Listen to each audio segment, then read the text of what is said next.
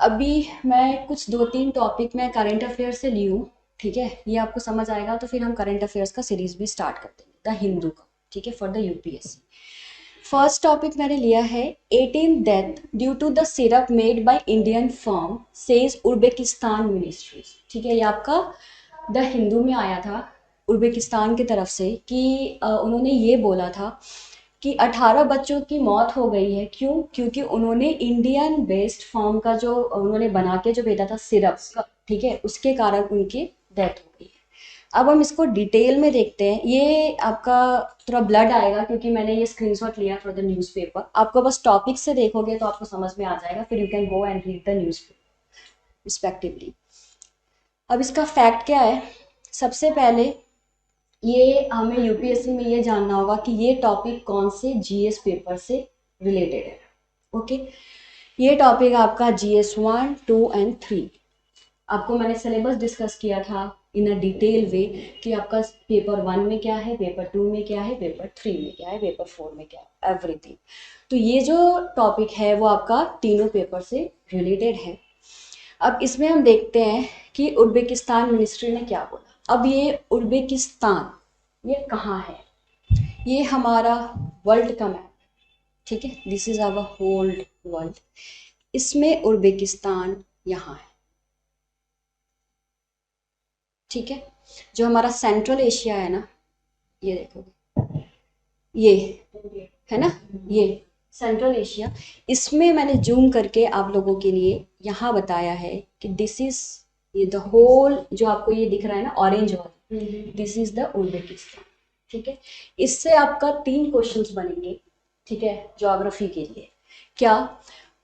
कि आपका जो उज्बेकिस्तान है कौन से कंट्री में है, सॉरी कौन से कॉन्टिनेंट में है, कौन कौन से जो इसका जो बॉर्डर है वो कौन से कंट्री से शेयर हो रहा है, क्या इसके बगल में कोई सी है, और है एरियल सी है, ठीक है? क्या ये एरियल सी से बॉर्डर शेयर करता है, ठीक है? तो मैंने आपको क्या बोला, 3-4 क्वेश्चंस बनेंगे कि ये कौन से कॉन्टिनेंट में सिचुएटेड है, क्या कौन कौन से कंट्री से ये बॉर्डर शेयर करता है, क्या कोई रिवर या फिर कोई ओशन या कोई सी से ये बॉर्डर टच करता है या नहीं। दिस इज द 3 क्वेश्चन, ठीक है? इसी टॉपिक से, जो कि ये टॉपिक जो है वो है कि 18 लोगों की बच्चों की मौत हो गई है वो सिरप पीने से, लेकिन हम इसको कैसे कोरिलेट करेंगे डिफरेंट डिफरेंट जीएस के टॉपिक। अब मैं आपको बताती हूँ कि इसका हुआ क्या था। मैंने आपको बता दिया कि ये उज्बेकिस्तान है, कहाँ है, ठीक है? उसमें उज्बेकिस्तान के जो हेल्थ मिनिस्ट्री थे उन्होंने बोला कि 18 बच्चों की मौत हो गई है क्योंकि वो इंडियन फार्म बेस्ड आपका कौन सा है, मेरियन बायोटेक एक कंपनी है, ठीक है? वहाँ की कंपनी ने ये सिरप बनाया था, इसको पीने के कारण हमारे 18 बच्चों की मौत हो। अब इंडियन एम्बेसी ने क्या बोला है, उन्होंने अब कोई भी एम्बेसी एक्सेप्ट नहीं करेगा कि आप सही बोल रहे हो गलत बोल रहे हो, ठीक है? तो हमारे इंडियन गवर्नमेंट ने इसको डिनाई किया है और उन्होंने ये बोला कि ये सिरप पीने से नहीं हुआ है, उनका ओवरडोज लिया है उन्होंने with the prescription of the medical store. हमारे इंडिया में भी ऐसा होता है कि हमारी भी तबीयत खराब होती है तो हम रेदर देन डॉक्टर के पास जाने से हम जाते हैं मेडिकल स्टोर में, उनसे पूछ लेते हैं कि भैया हमारा ये हो रहा है, आप मेडिसिन दे दो, ठीक है? तो सेम चीज ने हमारे इंडियन गवर्नमेंट ने बोला है कि ये इनके बनाए हुए दवा से उनकी मौत नहीं हुई है, ये मौत हुई है क्योंकि वो खुद गए हैं मेडिकल स्टोर के पास, उन्होंने ये सिम्टम्स बताया और उन्होंने ज़्यादा पैरासीटामोल और एक और डॉक मैक्स 1 करके जो टैबलेट है वो ज़्यादा उन्होंने खा लिया, rather देन उनको कोल्ड एंड कफ था बट ये क्या फीवर की दवा है, तो उसके ओवरडोज के कारण वो एक दिन भर में 2 से 3 बार वो लेते थे, इसके कारण उनकी मौत हुई। ये इंडियन एम्बेसी ने बोला है उज्बेकिस्तान को, ठीक है? अब मैं आपको बता दूं कि इसमें उन्होंने क्या बोला, उज्बेकिस्तान के मिनिस्ट्री ने उन्होंने बोला है कि ये सिरप में जो इंडियन एम्बेसी है मेरियन बायोटेक, उन्होंने इथाइलिन ग्लाइकोल मिलाया है, ठीक है? अब ये इथाइलिन ग्लाइकोल क्या होता है, इथाइलिन ग्लाइकोल क्या होता है, ये इंडस्ट्रियल केमिकल प्रोडक्ट होता है जो हमारे बॉडी में अगर ये जाता है तो बहुत ही टॉक्सिफाई कर देता है बॉडी को, ठीक है? इसके कारण क्या हुआ है, अब इसको डालते क्यों है, क्योंकि वो एंटी फ्रीज का काम करता है। आपने देखा होगा कभी भी जो हमारा सिरप होता है, कोल्ड सिरप या फिर कफ सिरप जो होता है वो फ्रीज नहीं होता है, है ना, अगर वो फ्रीज होगा तो हम पियेंगे कैसे। तो इसको कंपनी क्यों यूज करती है, क्योंकि ये एंटी फ्रीज होता है, ठीक है। तो ये क्या काम करता है कि किसी भी सिरप को फ्रीज नहीं होने देता है।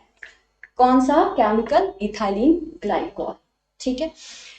अब वो एम्बेसी क्या बोल रही है कि इन्होंने इथाइलिन ग्लाइकोल यूज किया है, जो आपका एंटी फ्रीज का तो काम करता ही करता है, बट इसका जो है ये बॉल पेन में यूज होता है, क्योंकि आपने देखा होगा कभी भी समर या सॉरी विंटर में आपका बॉल पेन या फिर ये इंक जमता नहीं है, क्यों, क्योंकि हम लोग इथाइलिन ग्लाइकोल यूज करते हैं।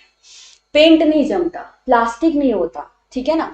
तो वो बोल रहे हैं कि ये इतना हार्मफुल है बॉडी के लिए, और आपने इस चीज को सिरप में यूज किया है एज अ एंटी फ्रीज, तो उससे हमारे बच्चों की डेथ हो गई। ये उन्होंने बोला है, ठीक है, उज्बेकिस्तान ने। दूसरा उन्होंने बोला, अब ये पहला रिपोर्ट नहीं है, अब वो बोल रहे हैं कि ये तो हमने बता दिया कि ये उज्बेकिस्तान में, सेम चीज गैम्बिया में भी हुआ था। Gambia is a country. अब ये गैम्बिया कहाँ है, सेम वर्ल्ड मैप है ये, मैंने आपको उज्बेकिस्तान दिखाया, अब मैं आपको बताती हूँ गैम्बिया।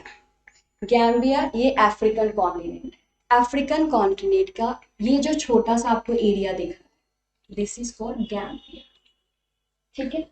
अब सेम इसमें भी 3 क्वेश्चन होगा, कौन से कॉन्टिनेंट में है, क्या ये किसी रिवर से टच करता है इसका बॉर्डर, और कौन कौन सी कंट्री से ये बॉर्डर शेयर करता है, ठीक है।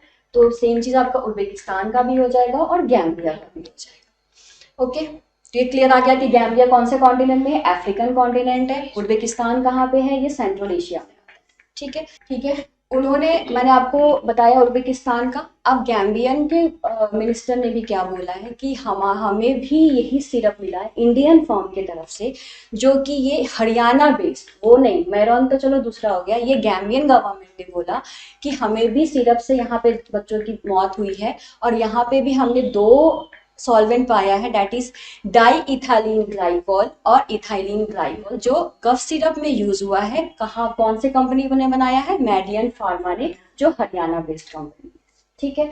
मैंने आपको बताया कि आपका इथाइलिन क्या होता है, सेम कंपोनेंट आपका डाई इथाइलिन भी होता है, ठीक है। डाई इथाइलिन हम लोग क्यों यूज करने लगे, पहले क्या होता था, ग्लिसरीन यूज होता था। ग्लिसरीन आप देखोगे कभी भी वो जमता नहीं है, तो कफ सिरप में हम लोग ग्लिसरीन यूज करते थे, ठीक है। इससे आपका 2 प्रॉफिट होता था, एक तो वो एंटी फ्रीज का काम करता था, और दूसरा क्या होता था, वो स्वीटनेस और लुब्रिकेंट देता था। अब देखोगे कोई भी कफ सिरप आपको स्वीटनेस देगा, वो कड़वापन बहुत कम लगता है, ठीक है ना। तो हम क्या यूज करते थे, ग्लिसरीन। ग्लिसरीन हमारे बॉडी को साइड इफेक्ट नहीं देता, बट इसके सब्स्टिट्यूट में, क्योंकि ये सस्ता आता है, चीप आता है, तो हम क्या यूज करने लगे हैं, डी इथाइलिन और इथाइलिन ग्लाइकोल, ठीक है। तो आप इसको याद रखना कि एंटी फ्रीज के लिए क्या यूज किया जाता है, डाई इथाइलिन और इथाइलिन ग्लाइकोल, ठीक है। वो आपका डाई इथाइलिन है जो आपका एंटी फ्रीज का काम करता है, ठीक है, और इथाइलिन, इतना समझ में आया। तो आपको समझ में आ गया होगा कि आपका उज्बेकिस्तान कहाँ पे बोल रहा है, मैरियन बायोटेक से, जो कंपनी से जो मैन्युफैक्चर हुआ था उसके लिए, और जैम्बियन गवर्नमेंट क्या बोल रही है, ठीक है, मेडियन फार्मा जो हरियाणा बेस्ड है, सेम हमारे पास भी केस हुआ। ये तो हमने वर्ल्ड के प्रोस्पेक्टिव में देखा।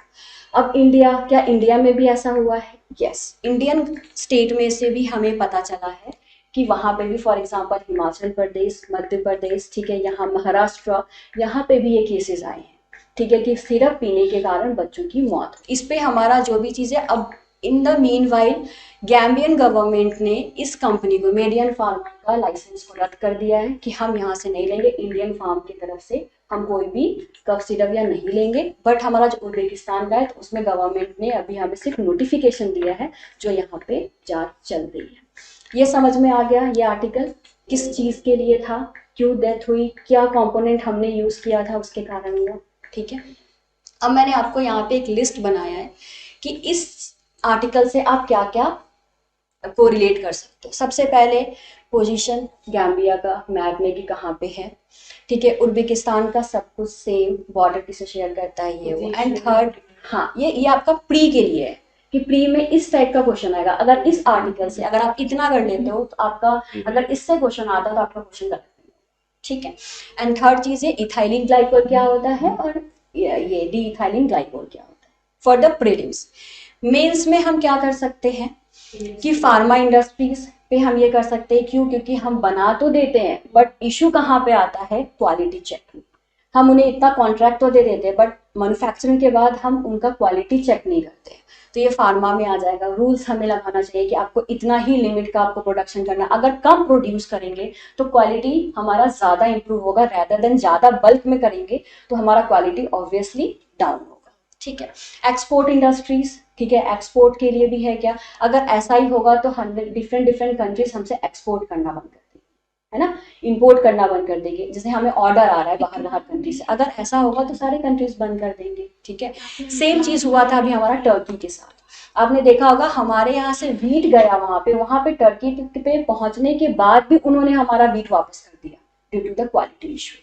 ठीक है, कि यहाँ से तो हमें ऑर्डर तो ले लिया, बट क्वालिटी इशू इतना बल्क में करने में आपका क्वालिटी तो डाउन होगा ही। तो सेम चीज हुआ था। और सेंटिमेंटल इशू होता है, कहीं के बच्चे या कहीं का सिटीजन अगर उसकी डेथ होती है तो सेंटिमेंट तो होता ही होता है। ठीक है। तो आपका ये टोटल आर्टिकल ये था। ठीक है। इसमें मैंने आपको बताया कि सेम चीज हमारा मुंबई में भी हुआ था और यूएसए में भी हुआ था और हिमाचल प्रदेश में। ये आर्टिकल क्लियर है। अब हम सेकंड आर्टिकल पे आते हैं। India must build awareness on population. ये आर्टिकल में क्या कह रहा है कि इंडिया को पॉपुलेशन कंट्रोल के लिए कुछ बिल या अमेंडमेंट करना चाहिए, क्योंकि पॉपुलेशन बहुत इंक्रीज। ये क्यों आया न्यूज में? अभी हमारा सेशन चल रहा था, उसमें हमारे बीजेपी के दो जो लीडर्स हैं, that is the Ravi Kishan and Nishikant Dubey. ये भी मैंने आपको बोला ये पेपर का मैंने स्क्रीनशॉट लिया है तो ऐसे ब्लडेड आएगा, तो आप इस टॉपिक से न्यूज में पढ़। तो दो हमारे मेंबर थे, रवि किशन एंड निशिकांत दुबे। उन्होंने ये बिल को इंट्रोड्यूस किया था कि पॉपुलेशन कंट्रोल पे हमें एक बिल लाना चाहिए, नहीं तो बहुत ही ज्यादा डिसबैलेंस हो जाएगा। ठीक है। अब ये प्राइवेट में उन्होंने इंट्रोड्यूस किया था this bill as a private bill. ठीक है। अब ये प्राइवेट बिल क्या होता है? हमारा जो है डिफरेंट डिफरेंट टाइप का बिल होता है, मनी बिल, ठीक है, ये सब चीजें। बट मैं आपको ब्रीफ में बताती हूँ कि what is the difference between the private bill and the public bill. ठीक है। दो टाइप का क्राइटेरिया हम ब्रॉड वे में डिवाइड करते हैं। पब्लिक बिल को हम लोग गवर्नमेंट बिल भी कहते हैं and private bill is a private bill. ठीक है। इसमें डिफरेंस क्या है कि जो पब्लिक बिल है, जिसको हम लोग बोल रहे हैं गवर्नमेंट बिल, ये किससे इंट्रोड्यूस होता है? By the parliament minister. ये मिनिस्टर के द्वारा ही इंट्रोड्यूस। प्राइवेट बिल क्या होगा? ये कोई भी इंट्रोड्यूस कर सकता है, कोई भी मेंबर ऑफ द पार्लियामेंट। ठीक है, अदर देन अ मिनिस्टर। कोई जरूरी नहीं है ये जो बिल होगा वो आपका सिर्फ और सिर्फ मिनिस्टर ही इंट्रोड्यूस करेगा। ये बिल है कोई भी member of the party, rather than वो अपोजिशन पार्टी है या फिर रूलिंग पार्टी है, कोई भी मेंबर। सेकंड, ये रिफ्लेक्ट क्या करता है? ये बिल अगर कोई गवर्नमेंट बिल लाती है तो क्या रिफ्लेक्ट करता है? गवर्नमेंट की पॉलिसीज, कि ओके गवर्नमेंट ये चाहता है कि ये बिल आए और ये पॉलिसीज हो। ठीक है। ये क्या होता है? ये रिफ्लेक्ट करता है पब्लिक मैटर। ठीक है, कि हाँ जनसंख्या इतना बढ़ रही है तो उसमें हमें बिल लाना चाहिए। ये क्या है कि अप्रूव होने का बहुत ज्यादा चांस होता है, क्योंकि ऑब्वियसली ये गवर्नमेंट बिल इंट्रोड्यूस करती है तो गवर्नमेंट तो चाहेगी कि वो अप्रूव हो जाए।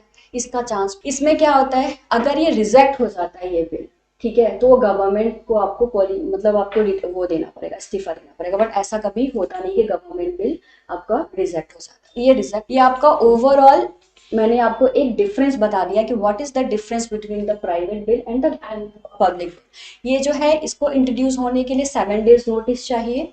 ठीक है। इसको इंट्रोड्यूस करने के लिए आपको 1 मंथ का नोटिस चाहिए। ठीक है। ये आपको समझ में आ गया। अब हम आते हैं मेन टॉपिक पे कि हमें ये लाने का मतलब क्या है। मतलब ये है कि नेशनल फैमिली हेल्थ सर्वे, जिसको हम लोग शॉर्ट फॉर्म में NFHS कहते हैं, उसका 5th रिपोर्ट आया था। उसके अकॉर्डिंगली ये हुआ था कि जो हमारा पॉपुलेशन कंट्रोल है, जो हमने इनके अकॉर्डिंगली 2.1 होना चाहिए, वो उससे भी कम है, डेट इज 2%। ठीक है, इंडिया में। तो फिर ये क्या है, इसको लाने का मतलब क्या है कि जब हम जो एक सर्वे कर रहे हैं उससे भी हमारा नीचे में ही जब चल रहा है तो फिर लाने का मतलब क्या है? ठीक है ना। आपको मैं बता दूं, India was the first country जो 1951 में ही उन्होंने ओवर पॉपुलेशन का प्रेडिक्शन कर दिया था कि एक टाइम पे हमारा क्या होगा कि ओवर पॉपुलेशन हो जाएगा, जिससे बहुत ज्यादा प्रॉब्लम्स क्रिएट होगी। तो ये हमारा एक पहला नेशन है जो 1951 में ही ये इशू रेज कर दिया था। इसमें आपका एक टर्म आएगा TFR, that is total fertility rate. ये आपका टोटल फर्टिलिटी रेट क्या होता है? The total fertility rate is an estimate of the average number of children born on the each female. For example, तो इसमें ये बोला जा रहा है, इसमें इस कंसेप्ट को लाने का क्या है, क्योंकि वुमेन ही बच्चा पैदा करती है। ठीक है ना, तो वो पॉपुलेशन को हमें इसके लिए, तो आपको समझ में आ गया कि टोटल फर्टिलिटी रेट क्या है, कि बिटवीन द 15 to 45 जो हमारा उसके बाद मोनोपैज हो जाता है, ठीक है, तो उस बेस में वुमेन कितना बच्चा पैदा कर सकती है उसको हम लोग टोटल फर्टिलिटी रेट कहते हैं। अब क्या है कि हमने 1950 में हमारा जो टोटल फर्टिलिटी रेट था वो 5.9 था, और अब क्या है 2%। सोचो कितना ज्यादा डिक्रीज हुआ है, ठीक है। किसके अकॉर्डिंगली, हमारा जो 5th national family health survey आया है उसके अकॉर्डिंगली कितना है, 2% है, ड्रास्टिक चेंज हुआ है। और जो कि हमारा इंडिया का भी पॉपुलेशन कितना है 141 ठीक है, ऑन एन एवरेज। अब क्या बोल रहा है कि इंडिया का जो टोटल फर्टिलिटी रेट है आइडियली एनएफएससी के अकॉर्डिंगली हमारा 2.1 होना चाहिए, बट उसके बिलो है, डेट इज 2%, ठीक है। अब क्या बोल रहे हैं कि अगर इससे भी बिलो है तो फिर हमें ये बिल लाने का या फिर कोई भी एक्ट लाने का क्या क्या मतलब है। इसमें ये बोल रहे हैं कि अगर हम नहीं करेंगे, ठीक है, तो ज़्यादा प्रॉब्लम हो जाएगा, पॉपुलेशन या फिर हमारा डेमोग्राफिक डिविडेंड बहुत ही ऊपर नीचे हो जाएगा। इसके अगेंस्ट में तो हमारे जो एक्सटर्नल अफेयर मिनिस्टर है, हमारे जो एक्सटर्नल एस जयशंकर, उन्होंने बोला कि अगर हम ये बिल लाते हैं और एक्ट बनाते हैं तो हमारे लिए बहुत ही डेंजरस होगा। इसीलिए कभी भी किसी भी चीज को फोर्सफुली हमें नहीं इम्पैक्ट करना चाहिए। अगर हम ये बिल लाएंगे तो क्या हो जाएगा, जेंडर इम्बैलेंस हो जाएगा, ठीक है। क्यों होगा आगे देखिए। क्यों, क्योंकि उन्होंने एग्जाम्पल दिया चाइना का। चाइना ने 1 चाइल्ड पॉलिसी किया था, ठीक है। उसमें क्या था, अब क्या हो रहा है कि वो अपनी पॉलिसी को खुद से फिर वापस ले रहा है, क्योंकि वहां पे जेंडर इम्बैलेंस हो गया है। अब वहां क्या हो रहा है कि जो एज्ड ग्रुप है, जो ओवर मतलब जो बूढ़े लोग हैं, वो लोग ज्यादा इंक्रीज हो रहे हैं रेदर देन द यंगस्टर, ठीक है। तो वो अपना खुद ही वापस ले रहे हैं फिर से कि नहीं, अगर हम ऐसे करेंगे तो पॉपुलेशन कंट्रोल जो हम कर रहे थे 1 चाइल्ड पॉलिसी, उससे उनको आगे फ्यूचर में वो बहुत डाउन हो जाएंगे। फॉर एग्जाम्पल अभी जो जापान का हाल, ठीक है, वहां पे एज्ड ग्रुप ज्यादा है, यही चीज देख के वो फिर से वापस ले रहा है कि अब जो उन्होंने 1 चाइल्ड कर दिया, फॉर एग्जांपल अगर कुछ वुमेन्स को अगर हम 10 कैटेगरी करते हैं, उसमें से 7 वुमेन को सिर्फ लड़की हो रही है और 3 को सिर्फ लड़का हो, तो जेंडर इम्बैलेंस, तो फिर ठीक है, तो हम कहाँ पे थे, हाँ जेंडर इम्बैलेंस, ठीक है। तो इसीलिए चाइना अपना जो 1 चाइल्ड पॉलिसी है वो वापस ले रही है, ठीक है। अब फॉर एग्जाम्पल मैं आपको बोला Japan is a developed country, right, वहां पे भी क्या है कि अब उसका सबसे ज्यादा प्रॉब्लम क्या है कि वहां पे यंगस्टर नहीं है। एज्ड ग्रुप तो बहुत ज्यादा है, बट अगर आपके पास यंगस्टर नहीं होंगे तो फिर आपका कंट्री डेवलप कैसे करेगा, ठीक है। तो ये प्रॉब्लम्स है, तो ये आपका मेन है। अब मैं आपको इसका टर्म बताती हूँ, what do you mean by the demography, ठीक है। आपका 2 टर्म होता है, डेमोग्राफी और एक होता है डेमोग्राफिक डिविडेंड, वो दोनों डिफरेंट डिफरेंट चीज है। डेमोग्राफी क्या होता है, ये स्टैटिस्टिक्स होता है पॉपुलेशन का और उसके कैरेक्टरिस्टिक्स का, ठीक है। Demographic analysis is the study of population based on the factors such as age, race and sex के ऊपर, कि कितने मेल एंड फीमेल हैं, किस रेस के हैं और किस एज के हैं। अगर इसको हम ओवरऑल कैलकुलेट करते हैं उसको हम लोग डेमोग्राफी कहते हैं। और डेमोग्राफिक डिविडेंड किसे कहते हैं, कि हमारा जो यंग पॉपुलेशन है वो कितने हैं किसी कंट्री में, उसको हम लोग डेमोग्राफिक डिविडेंड कहते हैं। समझ में आ गया। डेमोग्राफी वो होता है कि किसी भी कंट्री का या किसी भी पॉपुलेशन का हम स्टडी करते हैं on the basis of age, race and sex, उसको हम लोग डेमोग्राफी कहते हैं।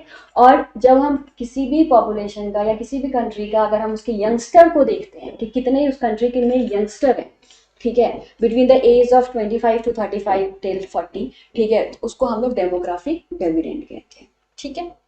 Same 1 child policy of the China, ठीक है, डेमोग्राफिक डिविडेंड इनबैलेंस हो रहा है कहाँ पे, जापान में। जैसे मैंने आपको क्या बोला डेमोग्राफिक डिविडेंड के बारे में कि वहां पे यंगस्टर कम है, वहां पे एज ग्रुप ज्यादा है, तो जापान में प्रॉब्लम हो रही है, ठीक है। यूपी गवर्नमेंट ने, हाँ अब इसमें आपका एक क्वेश्चन आ रहा है कि 2021 में ही यूपी गवर्नमेंट ने एक बिल को इंट्रोड्यूस किया, ड्राफ्ट बिल, ठीक है। उन्होंने ये बोला कि वहां पे वो एक लाना चाहते हैं population control stabilization and welfare bill 2021 में। इसमें उन्होंने क्या बोला है कि जिस कपल के 2 से ज्यादा बच्चे होंगे उनको गवर्नमेंट जॉब नहीं देंगे, है ना, ठीक है। अब ये बताओ अगर कोई भी गवर्नमेंट ऐसा काम करेगी तो क्या होगा, इसमें लूप होल्स क्या क्या हो सकते हैं। एक लूप होल ये होगा कि मान लो गवर्नमेंट जॉब के बाद बच्चा हो गया तो क्या उसको हम निकाल देंगे। 2 बच्चा है, उसका गवर्नमेंट जॉब हो गया, ठीक है, उसके बाद तीसरा बच्चा हो गया तो क्या हम उसे गवर्नमेंट जॉब से निकाल देंगे? ठीक है, तो इसमें लूप होल्स मैंने आपको बता दिया। ठीक है, या फिर ये हो सकता है कि गवर्नमेंट, मान लो गवर्नमेंट जॉब किसी की हो गई और उसकी वाइफ की डेथ हो गई, ठीक है, उसने दूसरी शादी की, उसको ज्यादा बच्चा हो गया, तो ये सब लूप होल्स है। तो उन्होंने एक ड्राफ्ट बिल रिप्रेजेंट किया था कि अगर ऐसा होगा तो पॉपुलेशन कंट्रोल हो सकता है। ठीक है, बट ये बिल अभी बस ऐसे नहीं नहीं नहीं, ये बिल है, बिल एक्ट जब बन जाता है तो पास होता है। ठीक है, और ये ड्राफ्ट बिल था। ठीक है ना, ये ड्राफ्टेड बिल था, draft bill not a bill, it is a drafted bill जो न्यूज़पेपर में आया था कि अगर 2 से ज्यादा बच्चे होंगे तो उसको गवर्नमेंट जॉब नहीं मिलेगा। ठीक है, तो आप इसमें अपने मेंस में लिख सकते हो कि इसका पॉजिटिव कौन तो ये है कि हाँ इससे हमारा पॉपुलेशन कंट्रोल हो जाएगा, nuclear family and all that, इससे आपका क्या होगा कि वेलफेयर भी अच्छा होगा, कम लोग होंगे तो उनको न्यूट्रिशन लेवल बहुत अच्छे से मिल सकता है, ये वो। बट इसके कॉन्स में आप लिख सकते हो कि क्या अगर गवर्नमेंट जॉब के बाद अगर उनको बच्चा हो गया या उनकी वाइफ की डेथ हो गई है ना, या फिर उसके हस्बैंड का कुछ भी है ना, तो ये सब आपका लूप होल्स। टीआर, हाँ ये मैं आपको बता दूं, टोटल फर्टिलिटी रेट हमारे इंडिया में भी अब जब कंपेयर करोगे ना तो हमारे नॉर्थ में ज्यादा बच्चे पैदा होते हैं rather देन द साउथ, है ना। क्योंकि आप देखोगे कि इसलिए हम लोग बोल रहे हैं कि जो हमारा टीआरएफ है वो हमारे north India and south India में भी डिफर करता है, इंडिया में भी। ठीक है, तो ये आर्टिकल समझ में आया, ये जो बेसिक क्या था इस आर्टिकल का। अब हम थर्ड आर्टिकल पे आते हैं। The third article is that remote work help in saving jobs during Covid. ठीक है, रिमोट मीन्स की वर्क फ्रॉम होम। ठीक है, तो बोल रहा है कि जब हमारा रिमोट वर्क स्टार्ट हुआ था कोविड के टाइम पे तो बहुत सारे जॉब्स भी बचे थे। अब क्या हर एक चीज पॉजिटिव ही होता है? नो। ठीक है, इस आर्टिकल में हम पहले पॉजिटिविटी देखेंगे एंड देन निगेटिविटी। ठीक है, अब आपको मैं बता दूं कि ये रिपोर्ट किसके द्वारा, आपको आईएलओ रिपोर्ट बोला गया है। What is ILO? International labour organization. ठीक है, ये आपका एक ऑर्गेनाइजेशन है, किसका? यूनाइटेड नेशन एजेंसीज का, जो आपका किसके बेस पे रिपोर्ट तैयार करता है। ठीक है, वो आपका इकोनॉमिक जस्टिस और इंटरनेशनल लेबर स्टैंडर्ड को देखते हुए एक रिपोर्ट जारी करता है जिसका नाम क्या है? ILO, that is international labour organization. ठीक है, ये इसका फाउंड कब हुआ था? ये अक्टूबर 1919, करेक्ट। अब ये लाने का मतलब क्या है आर्टिकल, इसमें उन्होंने दिया है, ये जो आपका मैंने आपको बताया यहाँ पे मैंने लिख रखा है सब कुछ कि ये कौन से पेपर से रिलेट होगा, that is the paper 3 economics. ठीक है, इसमें आपका 2 टर्म है, short time work and work share. ठीक है, इसका मतलब क्या है कि जब हमारा वर्क फ्रॉम होम हुआ था तो इसमें पॉजिटिविटी ये आई थी कि बहुत लोग क्या है कि जब हम लोग ऑफिस जा रहे होते हैं तो अपनी फैमिली को टाइम नहीं दे रहे होते हैं, बहुत ही भागा दौड़ी होता है। इसमें क्या है कि आपका शॉर्ट टाइम है, ठीक है, आप फैमिली के साथ भी रह रहे हो, काम भी कर रहे हो, तो प्रोडक्टिविटी भी इंक्रीज हो रहा है। ठीक है, बट हर एक चीज का पॉजिटिव और निगेटिव दोनों इम्पैक्ट होता है। ठीक है, इसमें क्या बोल रहा है, work short time work and work sharing measures और other forms of job retained help to replace the people. ठीक है, in the volume of work and save job. ठीक है, इसमें क्या हो रहा है कि बहुत लोग पहले बहुत ही मेंटल ट्रॉमा होता था कि यार ऑफिस जाना है, आना है, ये है वो, बट घर पे रह के उनको मेंटल पीस भी मिला था कि ओके फाइन। ये जो रिपोर्ट निकाली गई है आईएलओ के द्वारा, उसका जो टाइटल है वो है working time and work life balance around the world. ठीक है, ये टाइटल है, ये क्वेश्चन आता है कि आईएलओ ने कौन से नाम का रिपोर्ट जारी किया था, तो this is important for the prelims. ठीक है, अब इसका पॉजिटिव एंड निगेटिव बताते हैं। पॉजिटिविटी क्या है कि वर्कलोड, घर पे रह रहे हैं, फैमिली को टाइम दे रहे हैं, ठीक है, पैसे भी बच रहे हैं, ठीक है, एम्प्लॉयज के भी जो आने जाने का जो कन्वेंस है वो भी बच रहा है। सबसे ज्यादा प्रॉफिट हो रहा है ऑफिस वालों को, इंटरप्रेनर्स को या बिजनेसमैन है, उनका सब कुछ बच रहा है, इंफ्रास्ट्रक्चर का कॉस्ट बच रहा है जिसमें उनका इलेक्ट्रिसिटी, लेबर, जो भी चीज वो हायर करते थे उनका पैसा बच रहा है। तो फर्म्स के लिए तो पॉजिटिविटी हो रहा है, बट एक तरीके से अगर हम एम्प्लॉयमेंट या एम्प्लॉयज का देखते हैं तो पॉजिटिव तो चलो ठीक है फैमिली के साथ, बट एक टाइम लिमिट के साथ उनके साथ भी ट्रॉमा होता था, है ना। आपने देखा होगा कि पेपर में बहुत सारा आता है कि डोमेस्टिक वायलेंस इंक्रीज हो गया है, अब साथ में रह रहे जो बिल्कुल ये नहीं हस्बैंड वाइफ, तो उसमें डोमेस्टिक वायलेंस हो गया है।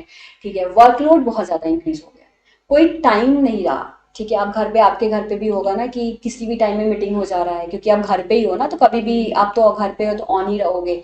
तो ये क्या होगा, एम्प्लॉयज के प्रोस्पेक्टिव में वर्कलोड ज्यादा इंक्रीज हो गया। ठीक है।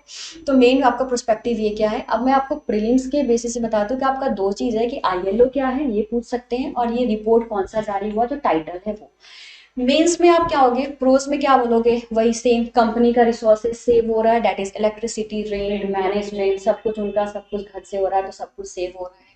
मोर प्रोडक्टिविटी, उनको क्या है कि कभी भी फोन कर दे रहे कि चलो मीटिंग हो रही है 11 बजे, 12 बजे, 10 बजे, वो तो मैं अपने घर में भी देखती हूँ, ठीक है ना। तो ये आपका क्या है, मोर प्रोडक्टिविटी हो रहा है। जॉब सिक्योरिटी है, घर पे हो तो छोड़ने का मतलब नहीं, चलो बैठे बैठे पैसा मिल रहा है तो जॉब सिक्योरिटी है। फैमिली टाइम है, ऑफिस ट्रैवलिंग टाइम रिड्यूस हो गया है, मनी सेव, जो मैंने आपको बताया आने जाने का जो खर्च होता है वो बच जाता है। ये तो प्रॉन्स है। कॉन्स क्या है, वर्किंग टाइम इंक्रीज बहुत ज़्यादा। पहले क्या था कि 9 से 5, 5 बजे निकल गए ऑफिस से, अब हमें मतलब नहीं, हम कल आके करेंगे, बट अब ऐसा नहीं है, ठीक है। टाइम मैनेजमेंट, कोई मैनेजमेंट नहीं है, उसके वर्क लोड इंक्रीज हो गया, ठीक है। Family trauma increases, domestic violence, sexual harassment के सब कुछ इंक्रीज हो गया, घर रहे तो हल्ला, लड़ाई झगड़े हो रहे हैं, ठीक है। एक्स्ट्रा बर्डन ऑन वुमेन, जो वुमेन है जिनका वर्क फ्रॉम होम है, उनको क्या हो गया, एक्स्ट्रा बर्डन हो गया। पहले क्या था कि वो ऑफिस निकल जाती थी, घर का कोई बात नहीं, बट अब क्या है कि वर्क फ्रॉम होम है तो आप ऑफिस भी देखो और घर भी देखो, तो वुमेन पे ये वर्कलोड इंक्रीज हो गया है, ठीक है। It increases the parameter. हाँ, अब ये क्या है कि ये सभी इंप्लॉयज के लिए क्या पॉजिटिव है, नो। जो हॉस्पिटल वर्कर्स है, जो फार्मा में काम करते हैं, उनके लिए सबसे ज्यादा वर्कलोड हुआ है। आपने देखा होगा कोविड के टाइम पे बहुत बहुत लोगों को 24/7 काम करना पड़ा है, ठीक है। तो ये लोग जो मेडिकल इंडस्ट्रीज ये लोग थे, इन पे वर्कलोड बहुत ज्यादा इंक्रीज हो गया था। समझ में आया ये आर्टिकल, क्लियर है।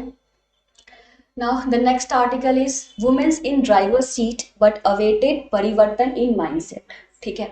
ये आर्टिकल जो है ये दिल्ली बेस्ड है, ठीक है। इसमें ये बोल रहा है कि वुमेन तो ड्राइवर सीट पे आ गई है, लेकिन अभी भी जो हमारा सोशल और जो पब्लिक का जो माइंडसेट है वो अभी तक चेंज नहीं है। ये आपका जो आर्टिकल है वो GS 1 और 2 से हमको रिलेट कर सकते हैं, ठीक है। आपको मैं ये बताऊं कि एक शर्मिला नाम की जो वुमेन थी, अभी तक 11 वुमेन जो है, जो आपका DRDC जो बस होता है दिल्ली का, उसमें अभी इतने ड्राइवर्स को हायर कर लिया गया है, ठीक है। इसमें परिवर्तन नाम का एक मिशन को दिल्ली गवर्नमेंट और जो ऑटो मेकर अशोक लेलैंड जो है, उन्होंने दोनों ने मिलके एक मिशन स्टार्ट किया है जिसका नाम है परिवर्तन, ठीक है। ये ज्वाइंट वेंचर है दोनों लोगों का। इसमें वो क्या चाहते हैं कि वो प्रमोट करना चाहते हैं किसे, women driver, for promoting the women safety, ठीक है। कि जो हमारे जो बस चलाते हैं उसमें वुमेन्स भी चलाएं। इसका क्या है कि इसमें 9 लोग थे, जिसमें से कि 11वां जो है वो शर्मिला है, ठीक है। और राजस्थान से भी कुछ लोग हैं और दिल्ली से भी हैं। बट क्या हम ये सब करने से क्या हमारे अभी भी मेल और जो हमारा सोसाइटी है उसका माइंडसेट चेंज हुआ है, नहीं। Are women are safe till, no. अभी आपने रिसेंट देखा होगा 1 जनवरी को जो हमारा हुआ था, ठीक है ना। तो ये अभी भी डोमिनेट करते हैं मेल ही, ठीक है। अभी भी पिट होल्स हैं उनके वुमेन्स के लिए सोसाइटी को लेके। अब इसमें हम क्या क्या देख सकते हैं प्रीलिम्स में कि मिशन किसने लॉन्च किया, किसका ज्वाइंट वेंचर था। ये मेंस के लिए बहुत इंपॉर्टेंट हो जाता है, पेपर 1 और पेपर 2 के लिए। सोसाइटी जब हम देखेंगे उसमें क्या होगा, अगर हम प्रो एंड कॉन्स देखते हैं कि अगर हम ऐसा करते हैं कि वुमेन को हम थोड़ा ऊपर करते हैं तो उससे क्या फायदा होगा। इकोनॉमिकली अपलिफ्टमेंट होगा, पहले मेल कमाते थे, अब क्या वुमेन भी आ गई तो क्या होगा, उस घर का इकोनॉमी इंक्रीज होगा, है ना। पैसे ज्यादा आएंगे तो इकोनॉमी इंक्रीज, ठीक है। दूसरा क्या होगा, न्यूट्रिशन लेवल इंक्रीज होगा। अगर आपके पास पैसा आएगा तो आप अपने बच्चों को या अपने आप को अच्छा खाना खिला सकोगे, है ना, क्योंकि आपको नॉलेज होगा, आप बाहर से इंटरेक्ट करोगे, ठीक है। तो क्या अच्छा है क्या बुरा है, तो आपका न्यूट्रिशन लेवल इंक्रीज होगा। सोशल वैल्यूज भी होता है एक, आप देखोगे माइंडसेट में, आप क्या करते हो, यू आर हाउस वाइफ, आप क्या करते हो, अच्छा यू आर द वर्किंग, तो एक रेपुटेशन जो होता है ना, वो भी सोशल वैल्यू इंक्रीज होता है, ठीक है। आपका एजुकेशन भी बढ़ेगा, अगर आप जॉब कर रहे हो तो ऑब्वियसली आप एजुकेटेड होगे, है ना। थर्ड आपका नेक्स्ट क्या है, डिसीजन मेकिंग। पहले क्या था कि मेल डोमिनेशन होता था कि जो मेल बोल रहे हैं, जो भी बोल रहे हैं वही करेंगे। अगर आप वर्क कर रहे हो तो आपकी बात भी सुनी जाएगी, या यू आर इनफ मैच्योर, आप भी काम कर रहे हो, ठीक है, तो आपका भी डिसीजन वहाँ पे इन्वॉल्व हो सकता है। अगर हम वुमेन, अभी आपने देखा होगा कि अभी पार्लियामेंट में ये चल रहा है कि वुमेन्स को रिजर्वेशन दिया जाए, ठीक है, फॉर द सीट्स। उसमें अगर हम लाते हैं, अगर वुमेन को हो जाती है तो उससे क्या होगा कि हमारा क्राइम रेट भी डिक्रीज हो सकता है, क्योंकि वुमेन अपने प्रोस्पेक्टिव से सोचेंगे, जो हम सोच सकते हैं वो मेल शायद भी सोच सकते हैं, ठीक है। तो जो आप खुद करो और जो आप बताओ, है ना सर? ठीक है, और बेटरमेंट इन द सोसाइटी, ठीक है, तो वो क्या होगा, क्राइम रेट भी इंक्रीज होगा। वो समझ पाएंगे ना कि वुमेन्स के लिए क्या इंपॉर्टेंट है अगर हम वुमेन्स को ज्यादा पार्लियामेंट में ये करते हैं, इंट्रोड्यूस करते हैं। ये तो प्रोज हो गया। कॉन्स में क्या है, जेंडर गैप। अभी भी आप देखोगे गांव या किसी भी विलेज में कि अगर आपका जो सरकारी स्कूल होता है उसमें मेल और फीमेल का रेशियो रखोगे, मेल इज ग्रेटर, फीमेल ये, ठीक है, कुछ कुछ की तो माएँ आके वहां से लेके जाती है, चलो काम करना ये सब चीज। तो अभी भी इतना होने के बाद भी हमारा जेंडर गैप है एजुकेशन में, ठीक है। वर्क प्लेस डेमोक्रेशन, ये डिस्क्रिमिनेशन, ठीक है, इसमें क्या होता है, अगर आप सेम प्रोफाइल पे हो और एक फीमेल और मेल है तो क्या करते हैं, जो कंपनीज होती है वो मेल को प्रेफरेंस देती है rather देन फीमेल। क्यों बोलेंगी, वो तो रात में भी रुक सकता है, ठीक है, वो इतना काम कर सकता है, वो बाहर भी जा सकता है, बट आप लड़की हो, आप नहीं जाओगे। Same profile same deserve. In fact ऐसा होता है कि आप ज्यादा उससे अच्छे हो बट फिर भी आपको प्रमोशन ये नहीं मिलता है इन द वर्क प्लेस पे, ठीक है। सिक्योरिटी इशू, ये सबको पता है कि कितना ज़्यादा अनसेफ है, ठीक है, ठीक है। कमेंट्स आते हैं सोसाइटी से कि अरे ये फीमेल है, ये नहीं कर सकती, वो नहीं सकती, तुरंत कैरेक्टर पे चले जाते हैं, ठीक है, एंड अदर रिस्पॉन्सिबिलिटीज पे भी, ठीक है। और ये हैम्पर क्या करता है, अगर हम ये सब चीज़ें करते हैं तो इससे क्या होता है, अगर हम जेंडर इम्बैलेंस नहीं करते हैं और हम फीमेल को नहीं करेंगे तो हमारे एक नेशन के प्रोस्पेक्टिव में क्या होगा, इकोनॉमी को डाउन करेगा, क्योंकि जब लड़कियां काम करने नहीं जाएंगी तो पैसे तो नहीं आएंगे ना, इकोनॉमी डाउन होगा तो सोसाइटी भी डाउन होगा, वहां का सोसाइटी इंटेलेक्चुअल नहीं बनेगा। अगर ये दोनों डाउन होगा तो ऑब्वियसली नेशन डाउन, ठीक है। ये समझ में आया? Thank you.